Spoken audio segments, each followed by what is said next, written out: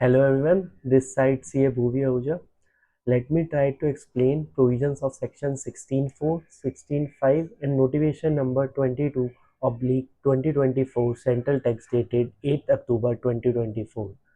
Government ने क्या करा, सबसे पहले सेक्शन 16.4 को समझते हैं कि 16.4 क्या कहता है। 16.4 ना हमें टाइम लिमिट देता है for availing input tax credit. 17-18 से रिलेटेड, 18-19 से 19-20, 20-21 से रिलेटेड जो डेट थी उसमें थी 30 सितंबर। 17-18 से रिलेटेड थी 30 सितंबर 2019। फिर गवर्नमेंट एक प्रोविजन लाई जिसके थ्रू गवर्नमेंट ने क्या करा, 17-18 की जो डेट थी वो एक्सटेंड कर दी थी 31 मार्च 2019 तक। गवर्नमेंट ने कहा था अगर आप इस डेट तक 17-18 से रिलेटेड जो भी इनपुट है वो अवेल कर लेते हैं तो वो एलिजिबल इनपुट होगा। फिर गवर्नमेंट ने 18-19, 19-20, 20-21 तक जो डेट थी नेक्स्ट 6 मंथ्स के अंदर from the end of financial year that is 30 सितंबर तक अगर आप इनपुट अवेल कर लेते हैं तो गवर्नमेंट ने कहा था हम आपको एलिजिबल इनपुट मांगेंगे और बेनिफिट दे देंगे। हुआ क्या, कोविड के टाइम पे गवर्नमेंट एमनेस्टी लाई जिसमें गवर्नमेंट ने कहा अगर आप रिटर्न फाइल कर देते हैं तो हम लेट फीस कम ले रहे हैं या बिल्कुल ही नहीं ले रहे हैं। तो लोगों ने क्या करा, अपनी रिटर्न फाइल करी और उसमें जीएसटीआर 3B में अपनी सेल शो करी और इनपुट अवेल कर लिया। फिर डिपार्टमेंट क्या करा, नोटिस इशू करने लग गया। डिपार्टमेंट ने कहा जो आपने रिटर्न फाइल करी है ये लेट फाइल करी है, जो आपकी डेट थी फॉर अवेलिंग इनपुट वो एक्सीड कर गई है तो आपको इनपुट नहीं मिलेगा। तो इस केस में गवर्नमेंट ने क्या करा, प्रोविजन 16.5 और 16.6 लेके आई जिसके अंदर की गवर्नमेंट ने कहा कि अगर आपने 17-18, 18-19, 19-20, 21, 2021 से रिलेटेड कोई भी इनपुट अगर 30 नवंबर 2021 तक ले लिया है तो हम आपको वो इनपुट अलाउ कर देंगे। तो गवर्नमेंट ने देखा कि जिस दिन उन्होंने ये नोटिफिकेशन इशू करी है 8 अक्टूबर को, तब तक 73 के केसेस 17-18, 18-19, 19-20 और 20-21 से रिलेटेड हो गए थे। तो उन्होंने क्या करा, एक स्पेशल प्रोसीजर निकाला for rectification of order through notification number 22/2024। उन्होंने क्या करा, उस नोटिफिकेशन में स्पेशल प्रोसीजर निकाला कि अगर आपका ऑर्डर हुआ है जिसमें कि सबसेक्शन 16.4 की डिमांड है तो हम आपको ऑप्शन देते हैं कि आप ये स्पेशल प्रोसीजर फॉलो करिए और जो भी आपकी डिमांड है आप उसको रेक्टिफाई करवा लीजिए। आइए एक बार उस नोटिफिकेशन को देखते हैं और समझने का कोशिश करते हैं कि गवर्नमेंट ने क्या प्रोसीजर निकाला है।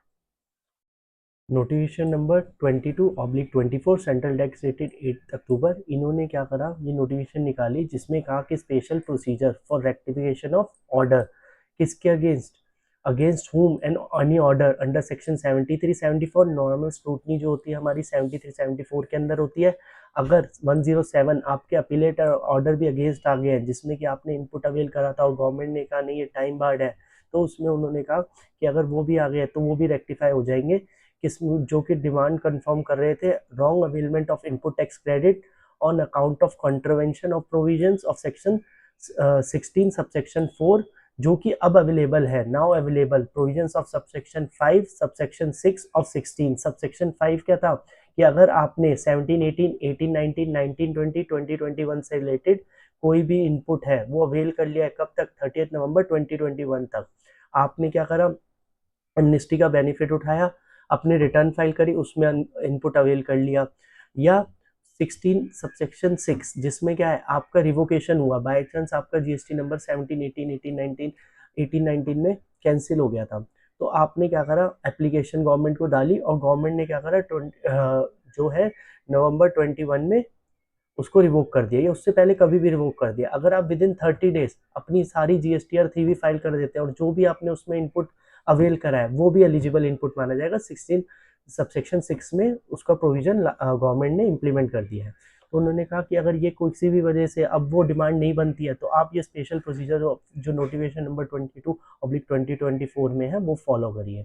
फिर उन्होंने कहा जो टैक्स पेयर है वो इलेक्ट्रॉनिकली कॉमन पोर्टल पे 6 months from date of this notification एक एप्लीकेशन फाइल करेगा फॉर रेक्टिफिकेशन ऑफ ऑर्डर जो कि इस सेक्शन के जो कि डिमांड रेस कर रहा है relating to subsection 4 of section 16। ठीक है, उसके साथ उन्होंने कहा कि वो क्या करेगा, टैक्स पेयर अपलोड करेगा इंफॉर्मेशन परफॉर्मा नेक्चर ए में, इसी नोटिफिकेशन के साथ दिया गया है जो डिटेल्स को मांग रहे हैं कि आपके क्या क्या डिसअलाउंस थी वो गवर्नमेंट टैक्स जो आपका प्रॉपर ऑफिसर है वो आपके ऑर्डर को रेक्टिफाई करेगा। उसके बाद उन्होंने क्या कहा, प्रॉपर ऑफिसर जिसने डिमांड निकाली थी, आपका जो भी उस टाइम था, वही उस ऑर्डर को रेक्टिफाई करेगा within a period of 3 months. 3 months, but most important जो अभी इसमें है कि आपको 6 months from the date of this notification application file करनी है, और जो 6 मंथ्स है वो 6 मंथ्स आपके 7 अप्रैल 2025 को ख़त्म हो रहे हैं। ठीक है, उसके बाद उन्होंने कहा अगर आपका ऑर्डर 73 74 के अंदर स्क्रूटनी असेसमेंट्स के ऑर्डर थे तो जीएसटी DRC 08 में ऑर्डर करेगा प्रॉपर ऑफिसर। अगर आपके अपीलेट अथॉरिटी थे 107 के अंदर जो ऑर्डर आता है वो फर्स्ट अपीलेट अथॉरिटी का होता है, 108 के अंदर अपीलेट ट्रिब्यूनल का होता है। उन्होंने कहा अगर वो थे तो GST APL 04 से प्रॉपर ऑफिसर ऑर्डर रेक्टिफाई करेगा। रेक्टिफिकेशन सिर्फ उसी की होगी, उन्होंने स्पेशली कहा है किसी और चीज़ के लिए आप रेक्टिफिकेशन फाइल नहीं कर सकते इस केस में। उन्होंने कहा सिर्फ उसी चीज़ की होगी जो डिमांड आपकी सबसेक्शन 16(4) के रिगार्डिंग रेज हुई है। आइए एक बार एनेक्सर ए को समझ लेते हैं। एनेक्सर ए में नॉर्मल डिटेल्स डालनी है GSTN। जब आप पोर्टल ऑनलाइन रेक्टिफिकेशन फाइल करेंगे तो ये आपको एनेक्सर ए पोर्टल पे ही दिखेगा। आपको GST नेम डालना है, लीगल नेम डालना है, ट्रेड नेम डालना है, order reference number. Order reference number जब आप देखिए, मैं अपने क्लाइंट को दिखाता हूँ, जैसे आप DRC 07 खोलेंगे, यहाँ पर ये ऑर्डर रेफरेंस नंबर और डेट आ रहे होते हैं। ये ऑर्डर रेफरेंस नंबर आ रहा है और ये डेट आ रहा है। वहाँ आपको ड्रॉप डाउन में जब पोर्टल पे फाइल करेंगे सेलेक्ट करना है, और जो एनेक्सर ए है उसमें मैनुअली एंटर करना है। ऑर्डर नंबर डालेंगे, ऑर्डर डेट डालेंगे, details of demand confirm in the order. जो डिमांड ऑर्डर होता है उसके अंदर और पूरी डिटेल दी गई होती है, क्या क्या क्या क्या डिटेल डिमांड है। ये टैक्स, इंटरेस्ट, पेनल्टी।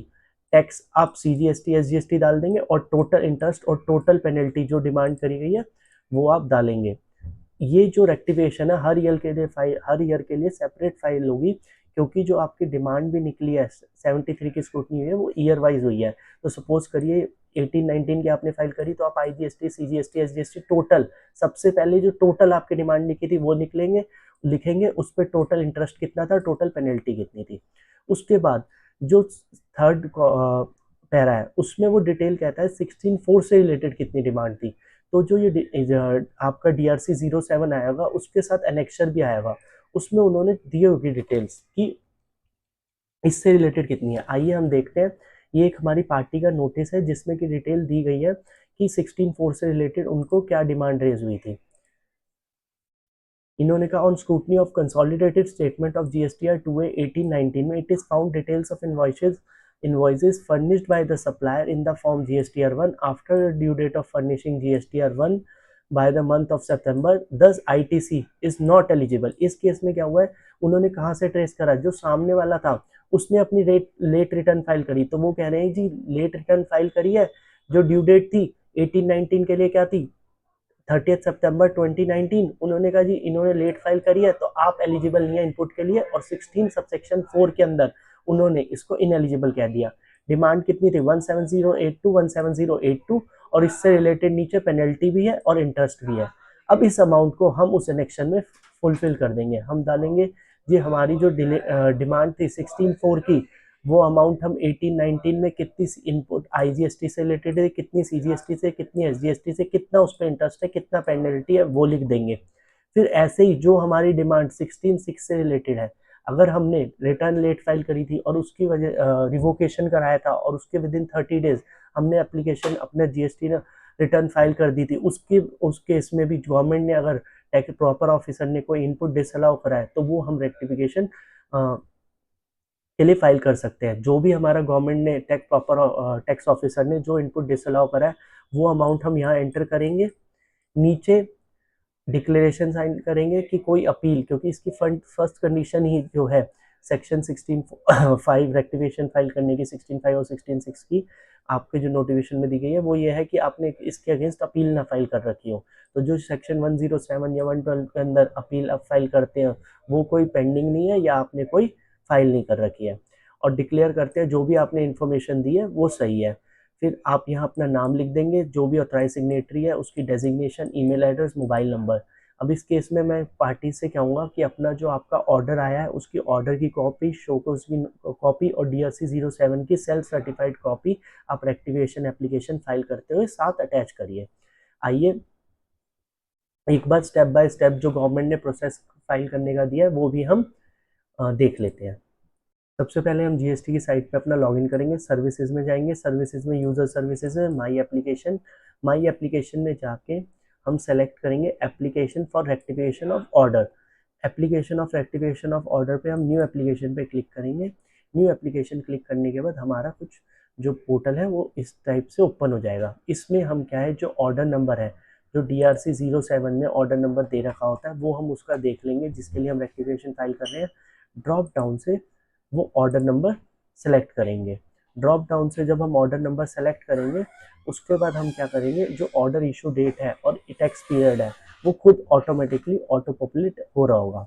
उसके बाद हमें ग्राउंड्स फॉर रेक्टिफिकेशन में गवर्नमेंट ने स्पेसिफिकली मेंशन करा है कि आपको उसके अंदर लिखना है application for rectification of order under notification number 22/24 central tax dated 8 अक्टूबर 2024।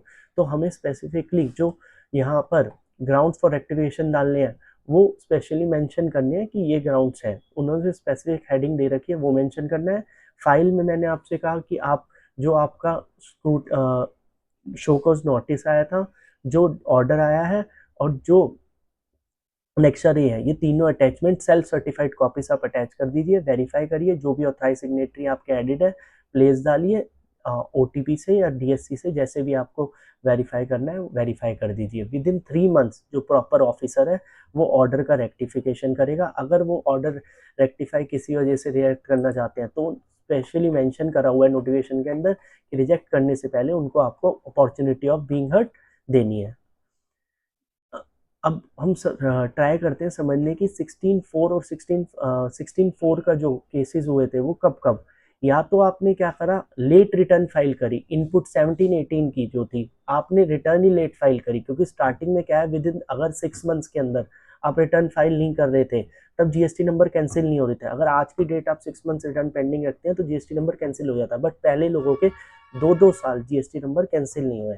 तो उस केस में क्या है, अगर आपने 17-18 जुलाई की रिटर्न या किसी भी पीरियड की रिटर्न लेट फाइल करी थी, कब, मार्च 19 के बाद, तो क्या है, डिपार्टमेंट ने कहा जी 17-18 से रिलेटेड जो आपने इनपुट अवेल करा है वो एलिजिबल नहीं है। तो उस केस में गवर्नमेंट ने डिमांड निकाल दी थी।